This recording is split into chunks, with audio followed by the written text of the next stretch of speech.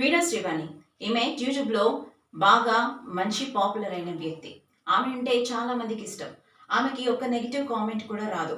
Maximum ఆమెని అందరూ ఇష్టపడతారు. ఆమె కట్టుబొట్టు కావచ్చు, ఆమె మాటలు కావచ్చు, ఆమె వీణ వాయించే విధానం కావచ్చు, ఆమె గాత్రం కావచ్చు, ఆమె ఇచ్చే ప్రోగ్రామ్స్ కావచ్చు, అన్నీ కూడా చాలా పద్ధతిగా ఉంటాయి. ఆమె కూడా ఒక పద్ధతైన మనిషిలా ఉంటుంది. చాలా చక్కగా మాట్లాడుతుంది. తన వర్క్స్ అన్నీ కూడా తన బ్లాగ్స్ అన్నీ కూడా యూట్యూబ్‌లో చూసిన వాళ్ళందరూ కూడా ఎంతో ఇష్టపడతారు.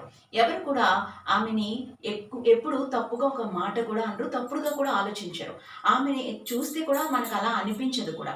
అయితే ఆమె వ్యక్తిత్వం గురించి తప్పుగా మాట్లాడడానికో, మరే విషయానికో నేను ఈ విషయాన్ని మాట్లాడట్లేదు కానీ, ఆమె ఎవరో కాదు. వేణుస్వామి అంతే ప్రముఖ పండిట్ వేణుస్వామి భార్య. ఈ విషయం కూడా చాలా మందికి ఈ మధ్యనే తెలిసిందే.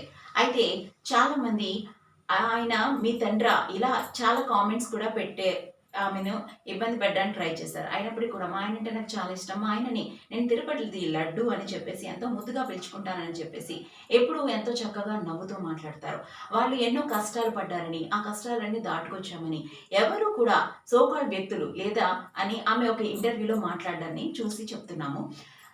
ఎవరు కూడా సాయం చేయలేదు. అయినప్పటికీ మా వల్లే అని చెప్పినప్పటికీ మేము కేవలం నవ్వు ఊరుకుంటామని చెప్పి ఎంతో పాజిటివ్‌గా మాట్లాడే వ్యక్తి. కొన్ని రోజుల క్రితం ఒక వీడియోని రిలీజ్ చేశారు. తమ భర్తపై తప్పుడు కేసును బనాయించారని, తమ భర్త మీద మాత్రమే మీడియాకు ఇంత ఫోకస్ ఎందుకని, ఆయన్ని ఎందుకు టార్గెట్ చేస్తున్నారంటూ మీడియాపై విరుచుకుపడ్డారు.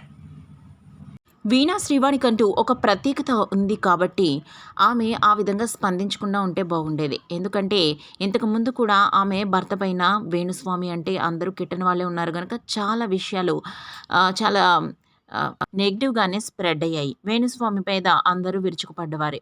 అయితే అప్పుడు స్పందించని ఈమె ఈ విధంగా నాగచైతన్య, శోభిత ధూళిపాల విషయంలో జాతకం చెప్పిన తర్వాత నోటీసులొచ్చాక ఎందుకు ఇంతలాగా స్పందించిందో తెలీదు. ఆమె ఆ విధంగా స్పందించకుండా ఉండి ఉన్నా కూడా వేణుస్వామి ఆ ప్రాబ్లమ్‌ని ఏదో ఒక రకంగా క్లియర్ చేసుకోగలరు. అయితే ఆమె తన భర్త మీద ఈ విధంగా అబాండం వేసిన కారణంగా తను స్పందించడం ఇప్పుడు ఆమెకి ప్రాబ్లమ్ తెచ్చిపెట్టింది. ఫస్ట్ టైమ్ నీ భర్తకి బుద్ధి చెప్పుకోవచ్చు కదా అని చెప్పి జనాలు నెగెటివ్ కామెంట్స్ చేస్తున్నారు.